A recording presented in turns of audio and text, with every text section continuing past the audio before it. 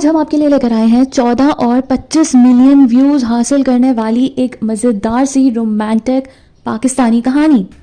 Hello guys, welcome back to funtainment with زارا۔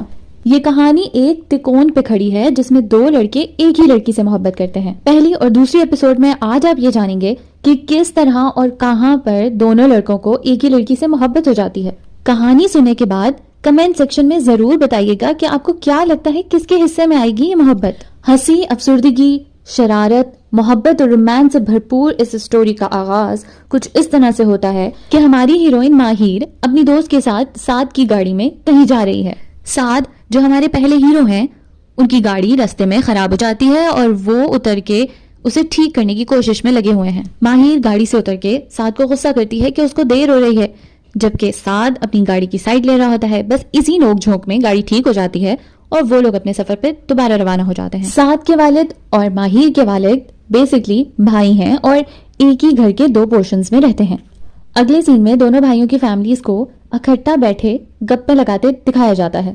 اتنے میں سعد ماہر کو اس کی خالہ کے گھر پہنچا دیتا ہے کیونکہ وہاں پر ماہر کی خالہ کی بیٹی کی شادی کا پہلا فنکشن ہے۔ سعد وہاں کے انتظامات میں بھی کچھ مدد کر دیتا ہے۔ ماہر جب تیار ہو کے لان میں نکلتی ہے تو سعد اسے دیکھتا ہی رہ جاتا ہے۔ سعد اپنی باقی گھر کی عورتوں کو فنکشن میں لانے کے لیے انہیں لینے چلا جاتا ہے۔ ادھر دلہن اس بات پر اصرار کر رہی ہے کہ وہ باہر مہمانوں کے درمیان میں تبھی آ کے بیٹھے گی جب اس کے دوست کی سنگنگ پرفارمنس ہوگی۔ اس دوست سنگر کا ابھی تک کچھ پتہ ہی نہیں ہوتا، اسی لیے ماہر باہر جا کر ڈی جے سے گانا لگوانے جاتی ہے تاکہ دلہن کی انٹری کروائی جائے لان میں۔ ڈی جے کے پاس پہلے سے ایک لڑکا کھڑا ہوتا ہے جس کے پاس اپنا گٹار بھی ہوتا ہے۔ ماہر کا ہاتھ اس گٹار پہ لگ جاتا ہے اور گٹار نیچے گر جاتا ہے۔ وہ لڑکا اس گٹار کو اٹھا کے جیسے ہی نظریں اٹھاتا ہے اس کی نظریں ماہر پر اٹک جاتی ہیں۔ یہاں ہو جاتی ہے ہمارے دوسرے ہیرو اریب کی انٹری۔ اریب ہی وہ لڑکا ہوتا ہے جس کے گانے پہ دلہن نے انٹری لینی ہوتی ہے، مگر ماہر کو ابھی تک یہ نہیں پتا چلا ہوتا۔ وہ اریب سے اریب ہی کی ڈھیر ساری برائیاں کر لیتی ہے۔ اس کے بعد وہ اریب سے گانے کی ریکویسٹ کرتی ہے تاکہ دلہن کی انٹری کروائی جائے۔ دلہن کی انٹری کے بعد اریب اس کے پاس جا کر اسے اپنا نام بتاتا ہے۔ ماہر یہ سن کے شرمندہ ہو جاتی ہے مگر اریب اس سے زیادہ کچھ نہیں کہتا اور وہاں سے چلا جاتا ہے۔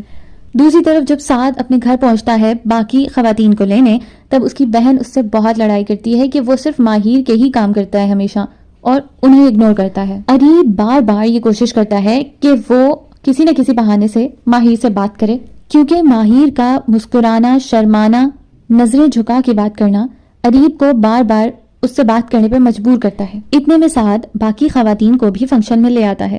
ماہر سعد اور اریب کو آپس میں انٹروڈیوس کرواتی ہے، مگر سعد اریب کی نظروں میں ماہر کے لیے پسندیدگی دیکھ لیتا ہے۔ کچھ دیر بعد ڈانس فلور پر ماہر کی کزن اسے کھینچ لیتی ہے اور وہیں پر اریب بھی آ جاتا ہے۔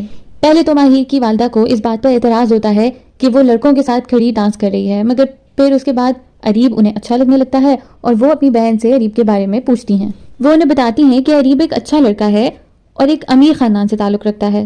فنکشن ختم ہونے کے بعد ماہر اپنی کزن کے گھر ہی رک جاتی ہے جس پہ اس کے والد کو اعتراض ہوتا ہے، مگر اس کی والدہ کے کہنے پر وہ خاموش ہو جاتے ہیں۔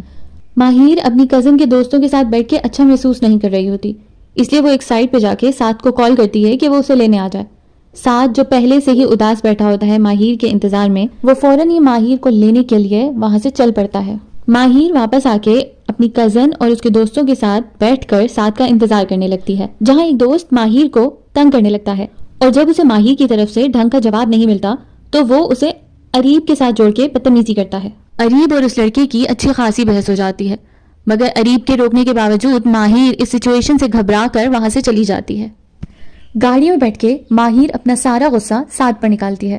وہ اسے کہتی ہے کہ تم مجھے فورس بھی تو کر سکتے تھے کہ گھر ساتھ چلو، مت رکو وہاں پہ، حق بنتا ہے تمہارا۔ سعد کے چہرے پہ ماہر کی یہ بات سن کے مسکراہٹ آ جاتی ہے اور دوسری طرف اریب کو دکھاتے ہیں کہ وہ بھی ماہر کو یاد کر رہا ہے۔ اگلے دن ماہر کی والدہ سے غصہ ہوتی ہیں کہ تم کیوں گھر آ گئی واپس، تم اپنی خالہ کے گھر رکتی، تمہیں یقیناً سعد نے زبردستی کی ہوگی، جبکہ ماہر کہتی ہے کہ ان امیر لوگوں میں بیٹھ کے اسے اچھا نہیں لگ رہا تھا، اسی لیے وہ اپنی مرضی سے گھر لوٹی ہے۔ ماہر کی والدہ کہتی ہے کہ اگر تمہاری شادی ایسے ہی کسی گھرانے میں ہوئی تب تو تمہیں وہاں رہنا ہی ہوگا۔ ادھر اریب اپنے والدین کو بتاتا ہے کہ اسے ایک لڑکی پسند آئی ہے، مگر وہ اس کی بات کو سیریس نہیں لیتے۔ اگلے ہی سین میں اریب ماہر کو کال کر لیتا ہے۔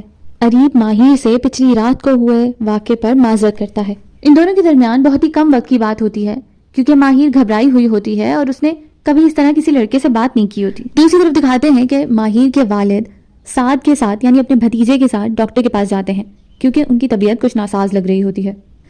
سعد بہت ہی اپنائیت سے اپنے چچا کے سارے ٹیسٹ بھی کرواتا ہے. کچھ دیر بعد ہی ماہر اور اس کی دوست کو مال سے واپسی پر اریب مل جاتا ہے. ماہر پہلے گاڑی میں بیٹھنے سے انکار کر دیتی ہے مگر اس کی دوست اور اریب کے اصرار پر وہ گاڑی میں بیٹھ جاتی ہے اور اریب اسے گھر چھوڑ دیتا ہے. ایسے ہی اریب اور ماہر کی دوریاں مزید کم ہو رہی ہوتی ہیں. ماہر کی کزن کے ایک اور فنکشن پہ ان کا پھر آمنا سامنا ہو جاتا ہے اور اس ملاقات میں ماہر کا بریسلٹ گر جاتا ہے جو اریب اپنے پاس رکھ لیتا ہے. رات کو جب دونوں فیملیز اکٹھی بیٹھتی ہیں تو ماہر کی شادی کی بات نکلتی ہے جس پہ اس کی والدہ کہتی ہیں کہ میں اپنی بیٹی کی شادی بہت ہی اچھے اور امیر گھرانے میں کروں گی. اور ماہر کی چچی کہتی ہیں کہ تم ایسے کیسے بات کر سکتی ہو جبکہ ماہر بچپن سے ہی سعد کی امانت ہے میری تمہارے پاس. جس کے جواب میں ماہر کی والدہ اپنے شوہر کو دیکھ کے کہتی ہیں کہ ایسا نہیں ہو سکتا اور پھر وہاں سے اٹھ کر چلی جاتی ہیں. پیچھے سے ماہر کے والد اپنے بھائی کو اس بات کی تسلی دلاتے ہیں کہ آپ فکر نہیں کریں, میں سمجھاؤں گا اپنی بیوی کو. دوسری طرف اریب ماہر کو اس کی امانت لوٹانے کے لیے ملنے کے لیے بلاتا ہے